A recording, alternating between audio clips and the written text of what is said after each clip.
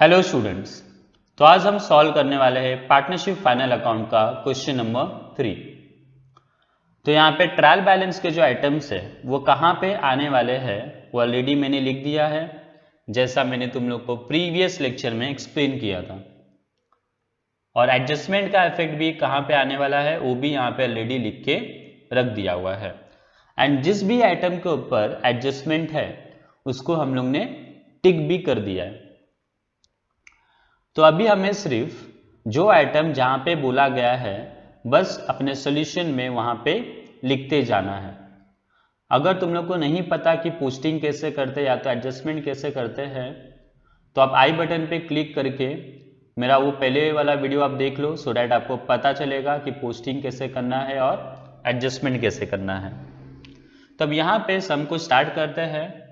तो first item है purchase और ये आने वाला है टीडी में। तो परचेज को टीडी में लिखेंगे। तो यहाँ पे मैंने अपना सॉल्यूशन बना लिया है जिसमें ट्रेडिंग और प्रॉफिट एंड लॉस अकाउंट मेरा साथ में है, जिसमें ये है मेरा ट्रेडिंग अकाउंट और ये है profit and loss account. Then ये है बैलेंस शीट। तो ये ट्रेडिंग अकाउंट का डेबिट साइड है, मतलब में टीडी है। ये ट्रेडिंग अकाउंट का क्रेडिट साइड, मतलब में टीसी है।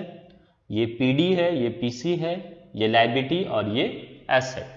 तो जिस आइटम को जहां पे लिखने के लिए बोला होगा बस वहां पे हमें लिखते जाना है। तो जैसा हमने देखा कि फर्स्ट आइटम है हमारा परचेस और ये आ जाएगा टीडी में, तो इसको टीडी में लिख देते हैं। बट ऑलरेडी मैंने परचेजेस यहाँ पे लिख के रखा है, तो ये सारे आइटम जो मैंने लिखे हुए हैं वो तुम लोग को अपने सोल्यूशन में पहले ही लिख लेना है, जैसा मैंने यहाँ पे लिखा है।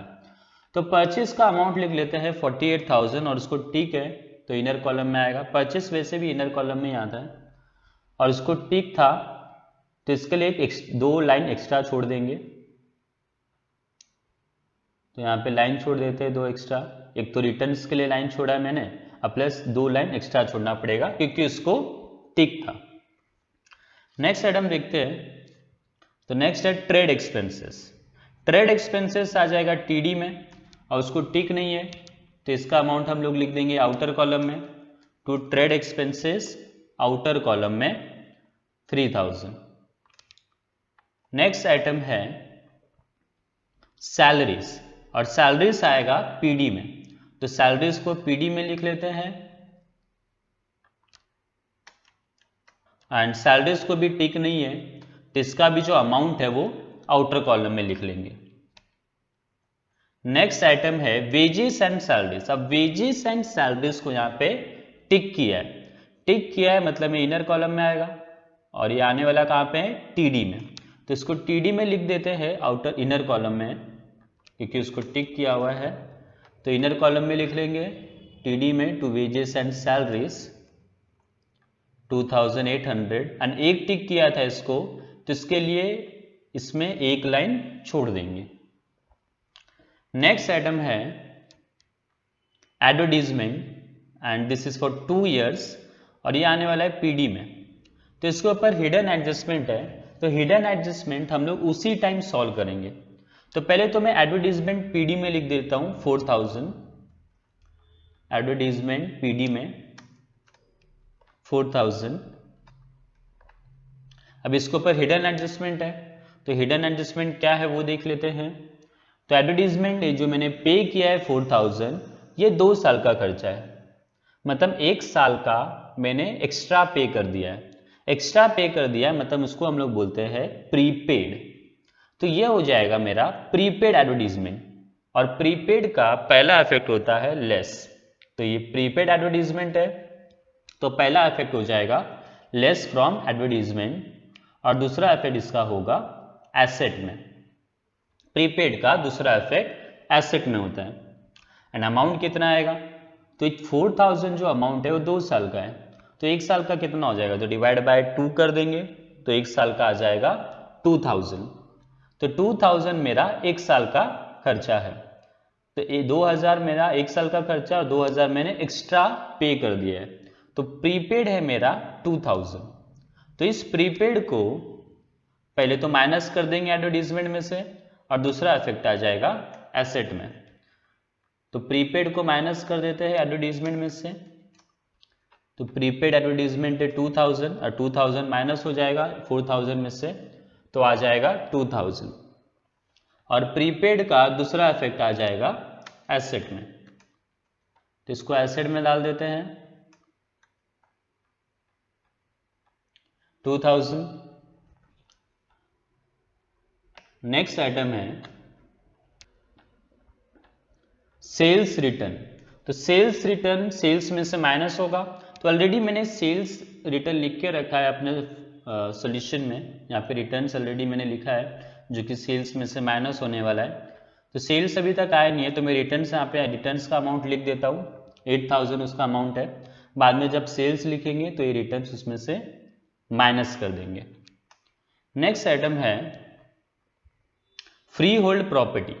फ्री होल्ड प्रॉपर्टी आ जाएगा एसेट में, एंड इसको कोई टिक नहीं है, तो इसका अमाउंट हम लिख देंगे आउटर कॉलम में, free hold property outer column में 23,000। नेक्स्ट आइटम है ऑफिस रेंट, और ये आने वाला है पीडी में, अमाउंट है 5000, इसको ऊपर टिक नहीं है, तो इसका अमाउंट हम लोग लिख लेंगे आउटर कॉलम में, ऑफिस रेंट पीडी में, अमाउंट है आउटर कॉलम में 5000। नेक्स्ट है ऑफिस रेंट के बाद मोटर वैन। मोटर वैन आएगा एसेट में, एंड इसको टिक किया हुआ है, तो इसका जो अमाउंट आएगा 40,000 वो आएगा इनर कॉलम में। तो मोटर वैन लिख लेते हैं एसेट में, और अमाउंट इसका आ जाएगा इनर कॉलम में, एंड इसको एक टिक है, तो एक टिक के लिए हम लोग एक लाइन छोड़ देंगे इसके नीचे। द नेक्स्ट आइटम है मोटर वैन के बाद ओपनिंग स्टॉक। ये ओपनिंग स्टॉक है, और ओपनिंग स्टॉक आएगा टीडी में, अमाउंट है 89,500। ओपनिंग स्टॉक ऑलरेडी मैंने यहाँ पे लिख के रखा हुआ है अपने सॉल्यूशन में, तो इसका बस हम लोग को अमाउंट लिखना है, तो इसका अमाउंट लिख देते हैं आउटर कॉलम में, क्योंकि इसको टिक नहीं है, तो इसके लिए इसका अमाउंट आ जाएगा आउटर कॉलम में।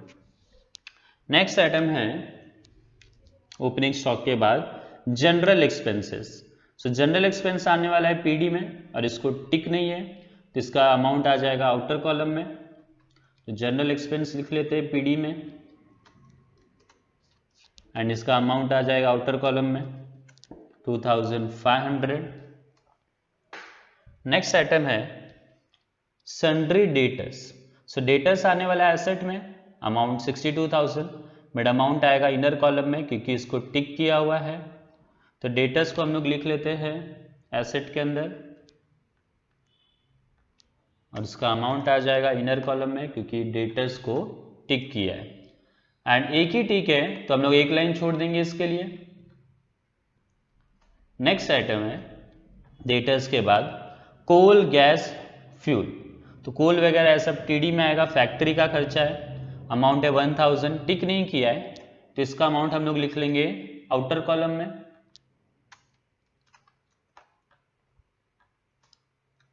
आउटर कॉलम में आ जाएगा 1000। नेक्स्ट है कैरेज इनवर्ड। कैरेज इनवर्ड भी टीडी में ही आने वाला है, अमाउंट है 800, और उसको भी टिक नहीं है, तो इसका अमाउंट भी आ जाएगा आउटर कॉलम में। सो कैरेज इनवर्ड लिख लेते हैं आउटर कॉलम में, टीडी में आ जाएगा आउटर कॉलम में, अमाउंट है 800। नेक्स्ट कैरेज इनवर्ड के बाद एक कैरेज आउटवर्ड। तो कैरेज आउटवर्ड पीडी में आने वाला है, ऑफिस का खर्चा है वो, और इसको भी टिक नहीं है, तो इसका अमाउंट हम लोग लिख लेंगे इन आउटर कॉलम में, टू कैरेज आउटवर्ड पीडी में, आउटर कॉलम में अमाउंट आएगा 1300। कैरेज आउटवर्ड के बाद है plant and machinery. Plant and machinery को टिक किया है, तो इसका अमाउंट इनर कॉलम में आएगा, और ये आने वाला है एसेट्स में। तो एसेट्स में लिख लेते हैं प्लांट एंड मशीनरी, एसेट में लिख लेंगे, और उसका अमाउंट लिखेंगे इनर कॉलम में, एंड इसको एक टिक किया था, इसके लिए एक लाइन छोड़ देंगे। नेक्स्ट है ओके, डेबिट पूरा खत्म हो चुका है, अब क्रेडिट पे आते हैं। तो क्रेडिट में पहला है कैपिटल अकाउंट। कैपिटल में दो लोगों का कैपिटल, एक रूचा का कैपिटल है, रूचा का कैपिटल है 80,000 और जूली का कैपिटल है 40,000। तो रूचा का कैपिटल लिखेंगे लायबिलिटी में और जूली का भी लिखेंगे, और दोनों के लिए 4-4 लाइन छोड़ना है। कैपिटल के लिए हमेशा हमें 4 लाइन छोड़ना होता है। तो जब भी कैपिटल लिखेंगे तो हम लोग को क्या करना है, उसके लिए 4 लाइन छोड़ना है। तो पहले कैपिटल हेडिंग दे देंगे, फिर रूचा लिखेंगे, रूचा का अमाउंट 80,000 और इसके लिए 1 2 3 4 लाइन छोड़ना है। फिर जूली का अमाउंट लिखेंगे, तो जूली का भी अमाउंट इनर कॉलम में लिख लेंगे और इसके लिए भी 4 लाइन छोड़ना है, 1 2 3 4 लाइन छोड़ के नीचे लाइन मार लेंगे।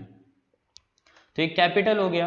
अब नेक्स्ट देखते हैं, तो कैपिटल के बाद है सन्ड्री क्रेडिटर्स और ये आने वाला है लायबिलिटी में, और इसको टिक किया है मतलब इसका अमाउंट आ जाएगा इनर कॉलम में। तो सन्ड्री क्रेडिटर्स लिख लेते पहले लायबिलिटी में एंड इसका अमाउंट आ जाएगा इनर कॉलम में 22,000 एंड इसको एक टिक किया था तो इसके लिए 1 लाइन छोड़ देंगे। नेक्स्ट आइटम है सेल्स आएगा टीसी में। सेल्स ऑलरेडी हम लोग ने यहाँ पे लिखा हुआ है, तो हम लोग को बस अमाउंट लिखना है उसका, तो अमाउंट लिख लेते हैं। तो अमाउंट आ गया इसका 1,48,000 और 1,48,000 में से 8,000 माइनस करना है रिटर्न्स का। तो अगर 8,000 माइनस कर देंगे रिटर्न्स का तो 1,48,000 में से 8,000 गया तो बचेगा 1,40,000। तो ये माइनस करके आउटर कॉलम में लिख देना है। नेक्स्ट आइटम है आरडीडी। तो ये जो आरडीडी है ये ओल्ड आरडीडी होता है। ओल्ड आरडीडी ऑलरेडी हम लोग ने पीडी में लिख के रखा है, उसका बैड डेब्ट्स के फॉर्मेट में आता है वो, जैसे यहाँ पे ओल्ड आरडीडी मैंने लिख के रखा है। तो सिर्फ मुझको उसका अमाउंट लिखना है यहाँ पे, तो अमाउंट लिख लेते हैं ओल्ड आरडीडी का 1,200 और ये लेस होने वाला है, इसके लिए इसको माइनस में लिखा है। नेक्स्ट है बिल्स पेएबल। बिल्स पेएबल आ जाएगा लायबिलिटी में और बिल्स पेएबल के लिए कोई टिक नहीं है, तो इसके लिए इसका अमाउंट लिख देंगे आउटर कॉलम में। नेक्स्ट आइटम है परचेस रिटर्न। सो परचेस रिटर्न परचेस में से माइनस होगा, तो परचेस रिटर्न ऑलरेडी मैंने यहाँ पे लिख के रखा है, इसको परचेस में से माइनस कर देते हैं। तो इसको 48,000 में से अगर 6,000 माइनस कर देंगे तो अमाउंट बचेगा 42,000। तो यहाँ पे नीचे लिखेंगे 42,000 क्योंकि अब इसके ऊपर एक और एडजस्टमेंट करना बाकी है, तो इसके लिए इसको बाहर नहीं लिखना है, इसको नीचे ही लिखना है। नेक्स्ट देखते हैं, तो अभी पोस्टिंग तो पूरा हो गया है हमारा, अब एडजस्टमेंट करना बाकी है, तो एडजस्टमेंट देख लेते हैं। फर्स्ट एडजस्टमेंट है stock closing is valued at ₹88,000 cost price and ₹90,000 market price. तो यहाँ पे क्लोजिंग स्टॉक का 2 वैल्यू दिया हुआ है, cost price which is 88,000 and market price which is 90,000। तो कभी भी ऐसा क्वेश्चन में अगर 2 अमाउंट दिया होगा, जैसे यहाँ पे 2 अमाउंट दिया हुआ है, तो हम लोग को क्या करना है, जो कम वाला अमाउंट रहेगा वो लिखना है। तो यहाँ पे कम वाला अमाउंट कौन सा है, तो ये 88,000 कम है, तो हम लोग को 88,000 लिखना है। 90,000 को इग्नोर करेंगे, हम लोग को कौन सा वैल्यू लिखना है, 88,000। और क्लोजिंग स्टॉक का इफेक्ट कहाँ पे आता है, क्लोजिंग स्टॉक का इफेक्ट आता है पहला तो टीसी में और दूसरा एसेट में। सारे सब में पहला एडजस्टमेंट यही होता है, तो क्लोजिंग स्टॉक को पहले टीसी में डाल देते हैं और फिर दूसरा आ जाएगा मेरा इफेक्ट एसेट में। तो क्लोजिंग स्टॉक जब हम लोग लिखेंगे टीसी में तो 4-5 लाइन छोड़ के लिख दो। क्लोजिंग स्टॉक लिख लेंगे यहाँ पे by closing stock 88,000, outer column में आएगा अमाउंट, और दूसरा इफेक्ट इसका आ जाएगा एसेट में।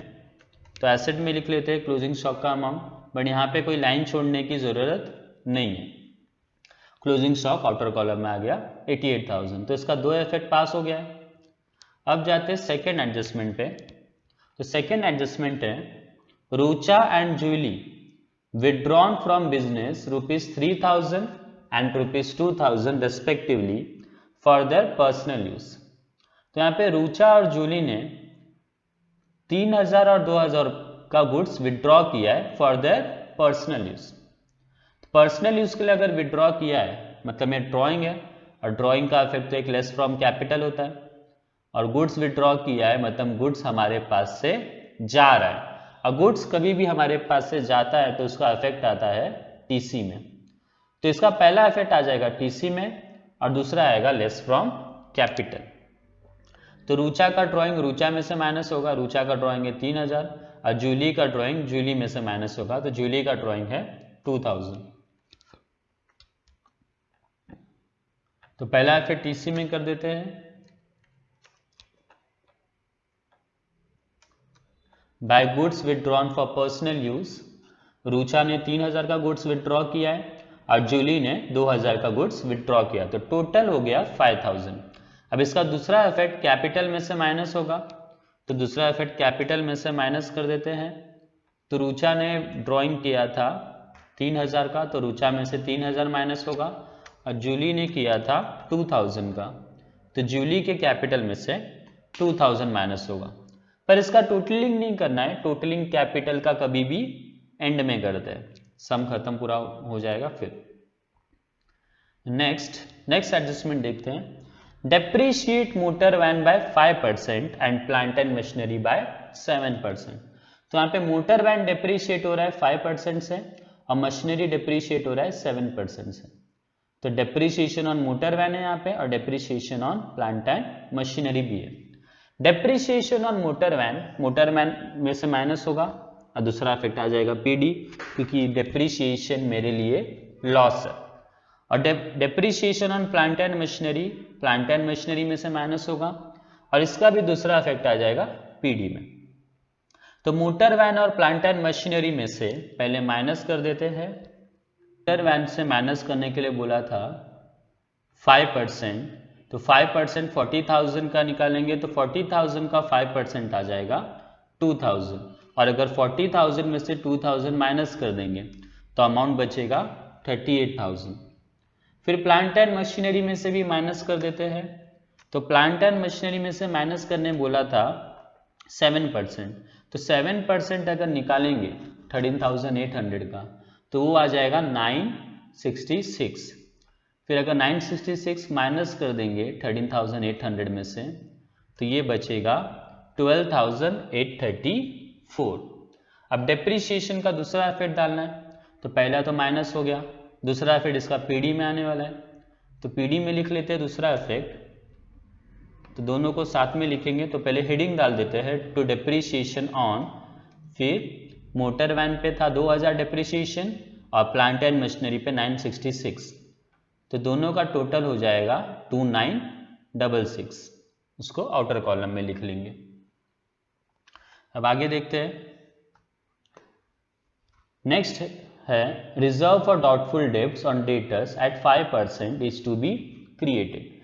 तो ये आरडीडी है 5%, और आरडीडी का इफेक्ट पहला तो डेटर में से माइनस होता है और दूसरा इफेक्ट आ जाता है पीडी में। तो पहले डेटर में से माइनस कर देते हैं, डेटर में से माइनस हो जाएगा less RDD at the rate 5%। तो 5% अगर निकालेंगे 62,000 का तो ये आ जाएगा 3,100, और अगर 3,100 माइनस कर देंगे डेटर में से तो 62,000 में से 3,100 जाएगा तो बचेगा 58,900। और ये जो आरडीडी है इसको हम बोलेंगे न्यू आरडीडी। तो न्यू आरडीडी का फॉर्मेट में हम लोगों ने ऑलरेडी लिख के रखा है यहाँ पे न्यू आरडीडी, तो यहाँ पे बस वैल्यू पुट कर देंगे 3,100। और अगर इसका टोटल अगर हम लोग करेंगे तो ये दोनों तो है ही नहीं, बैड डेट्स है ही नहीं, न्यू बैड डेट्स भी नहीं है, तो यहाँ पे तुम लोग डैश कर दो। देन इसका टोटलिंग करेंगे तो 3,100 माइनस 1,200 हो जाएगा 1,900। तो 1,900 को आउटर कॉलम में लिख लेंगे। अब देखते हैं नेक्स्ट एडजस्टमेंट। सो नेक्स्ट एडजस्टमेंट है आउटस्टैंडिंग वेजेस है 800 रुपीज। आउटस्टैंडिंग वेजेस का पहला इफेक्ट वेजेस में ऐड हो जाएगा और दूसरा इफेक्ट हो जाएगा इसका लायबिलिटी में। तो आउटस्टैंडिंग वेजेस पहले वेजेस में ऐड कर लेते हैं। वेजेस में इसको ऐड कर लेंगे, ऐड आउटस्टैंडिंग वेजेस। तो 800 है आउटस्टैंडिंग वेजेस, 800 ऐड होगा तो ये हो जाएगा 3,600। फिर आउटस्टैंडिंग का दूसरा इफेक्ट आने वाला है लायबिलिटी में, तो इसको लायबिलिटी में लिख लेते हैं आउटस्टैंडिंग वेजेस अमाउंट है 800।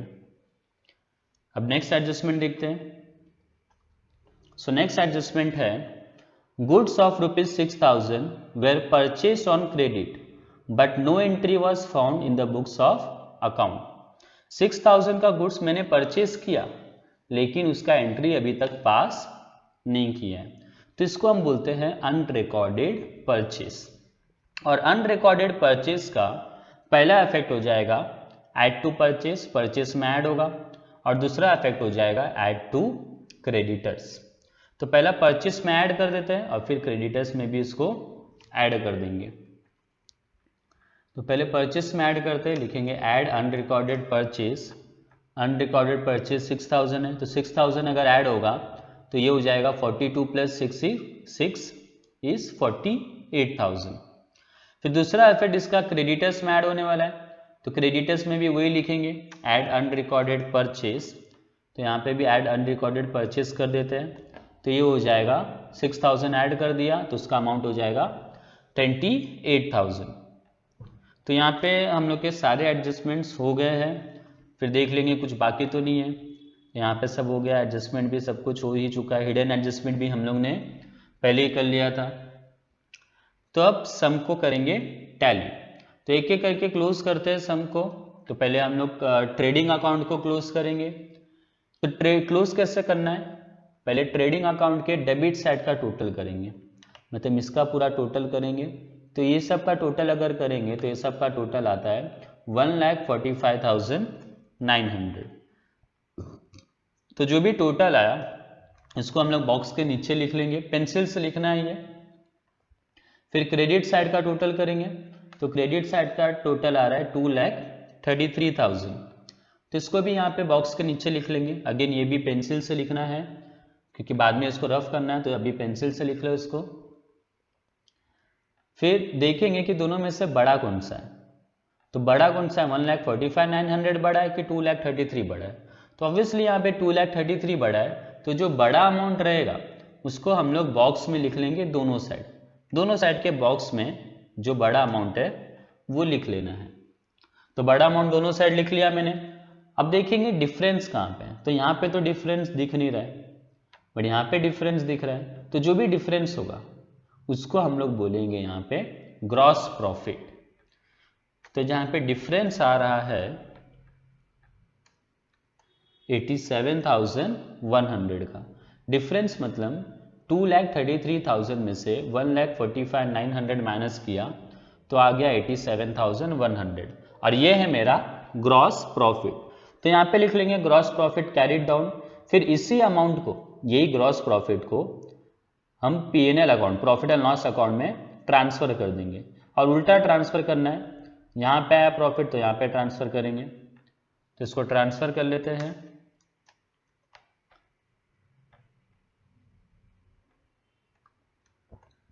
ग्रॉस प्रॉफिट ब्रॉट डाउन, तो यहाँ पे कैरी डाउन लिखा था मैंने, यहाँ पे लिखेंगे ब्रॉट डाउन 87,100। अब हम लोग को क्लोज करना है प्रॉफिट एंड लॉस अकाउंट। तो profit and loss account close करने के लिए पहले इस साइड का टोटल कर लेते हैं। तो डेबिट का टोटल आ रहा है मेरा 20,166। तो इसको यहाँ पे लिख लेता हूँ मैं 20,166। देन क्रेडिट में तो एक ही है तो वही टोटल हो जाएगा 87,100। फिर अगर देखेंगे कि दोनों में से बड़ा कौन सा, ये भी पेंसिल से लिखना है। दोनों में से बड़ा है 87,100, तो जो बड़ा अमाउंट रहेगा उसको हम लोग दोनों साइड के बॉक्स में लिख लेंगे। फिर देखेंगे डिफरेंस कहाँ पे है। तो डिफरेंस यहाँ पे तो है नहीं, यहाँ पे हम लोग को डिफरेंस दिख रहा है। तो जो भी डिफरेंस रहेगा उसको हम लोग बोलेंगे नेट प्रॉफिट। जो भी डिफरेंस होगा उसको हम लोग बोलने वाले हैं नेट प्रॉफिट। तो यहाँ पे लिख लेते हैं टू नेट प्रॉफिट। एंड अगर माइनस करोगे तुम लोग 87,100 माइनस 20,166, तो ये आ जाएगा 66,934। तो ये हमारा नेट प्रॉफिट आ गया। बट नेट प्रॉफिट जैसा मैंने देखो 2 लाइन छोड़ के लिखा है यहाँ पे। तो ये 2 लाइन क्यों छोड़ा है, क्योंकि ये जो प्रॉफिट है ये प्रॉफिट हम लोग को डिवाइड करना है बिटवीन रुचा एंड जूली। तो रुचा और जूली को ये प्रॉफिट डिवाइड होगा। कौन से रेशियो में डिवाइड होगा ये हम लोग क्वेश्चन देख के पता चलेगा। तो क्वेश्चन देखते हैं। तो क्वेश्चन में यहाँ पे बोला है Rucha and Julie are partners sharing profit and losses in their capital ratio. तो यहाँ पे क्या बोला है कि जो प्रॉफिट और लॉस है वो कौन से रेशियो में डिवाइड होने वाला है, कैपिटल रेशियो में। कैपिटल रेशियो मतलब यहाँ पे हम लोग को देखना पड़ेगा कैपिटल। तो रुचा का कैपिटल 80,000 और जूली का कैपिटल है 40,000। तो अगर रुचा का 80 है और जूली का 40 है तो अगर इसका रेशियो देखेंगे तो इसका रेशियो है 2:1। रुचा का डबल है एज कंपेयर टू जूली। तो रुचा का हो जाएगा 2 और जूली का हो जाएगा 1। तो ये रेशियो हो गया 2:1। जैसे यहाँ पे मैंने इसको दिखाया है, ये जो प्रॉफिट आया मेरा 66,934, ये जो प्रॉफिट आया था यहाँ पे 66,934, ये मैं यहाँ पे डिवाइड करूंगा रुचा और जूली को। तो ये कौन से रेशियो में होने वाला है, कैपिटल रेशियो में। और कैपिटल है रुचा का 80 एंड जूली का 40। दैट मीन्स ये हो गया 2:1। तो क्या करना है, 66,934 को रुचा को कितना मिलेगा इंटू 2 एंड डिवाइड बाय 3। भाई 3 कहाँ से आया, तो ये जो रेशियो है अगर रेशियो का हम लोग प्लस करेंगे तो वही है वो 2+1। तो रुचा का कितना आएगा 66,934 इंटू 2, क्योंकि इसको 2 शेयर मिलने वाला है तो इंटू 2 करेंगे और डिवाइड बाय 3। तो रुचा का अमाउंट आ गया 44,623 और जूली का आ जाएगा 66,934 में से उसको कितना मिलने वाला है, 1/3 मिलने वाला है। तो रुचा को मिलने वाला है 2/3 और जूली को मिलने वाला है 1/3। तो जूली का हो जाएगा 22,311। तो यहाँ पे लिख देते हैं अपने सॉल्यूशन में।